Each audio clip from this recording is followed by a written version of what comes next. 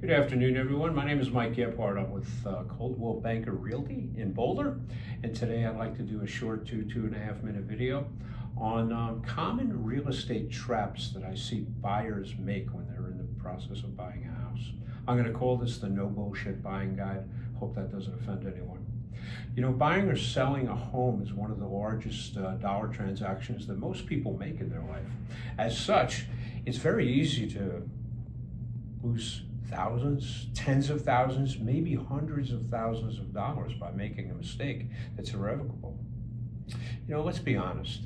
We don't need to make those mistakes if we hire the right people to help us through this process, because we don't do this every day. Most people don't buy and sell houses every day. A good broker does.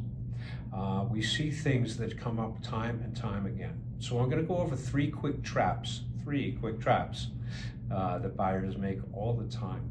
Number one, I see people do is they waive their inspection for whatever reason. They don't want to spend the $500 or $1,000 on a $500,000 or a $750,000 or $1 million purchase. It makes no sense to me whatsoever. There's never a good reason to waive an inspection.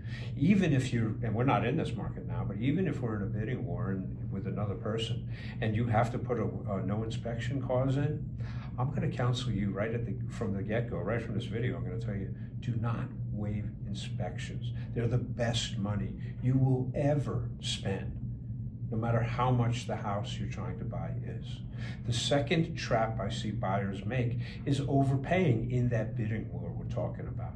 Now, we're not in that kind of market right now. There are incentives being offered by sellers. Prices are still going up relatively slowly in Boulder, but there's more inventory on the market. There's days on market are stretching out. It's kind of coming towards a buyer's market. It's not there yet, but we're not in that bidding war scenario.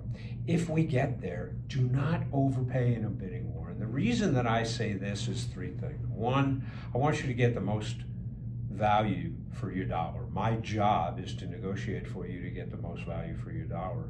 I did that on Wall Street for 25 years. I've done it in real estate for 10 now. The second reason is, where am I? Don't overpay for a house.